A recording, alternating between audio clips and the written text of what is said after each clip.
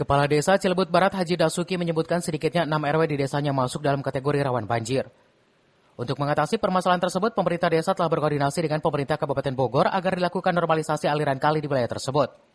Normalisasi dinilai penting mengingat kondisi kali yang mengalami pengikisan dan penyempitan sehingga sering menyebabkan air meluap ke pemukiman warga saat hujan deras.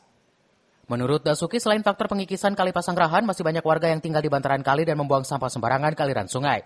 Akibatnya aliran air menjadi terhambat dan memperparah kondisi banjir saat curah hujan tinggi.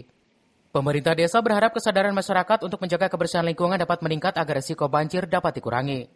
Ya, kalau titik rawan banjir di Cilebut Barat itu ada kurang lebih sekitar 6 RW yang terdampak dari hulu sampai hilir.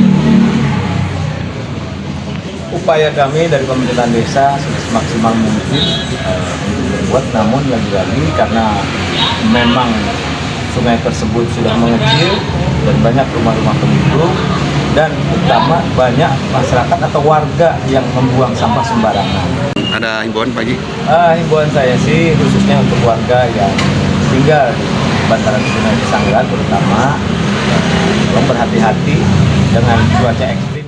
Untuk mencegah terjadinya banjir yang lebih parah, pemerintah desa mengimbau warga agar tidak membuang sampah ke sungai serta tidak membangun rumah atau kios di bantaran kali. Warga juga diminta meningkatkan kewaspadaan saat memasuki musim hujan terutama bagi masyarakat yang tinggal di kawasan rawan banjir.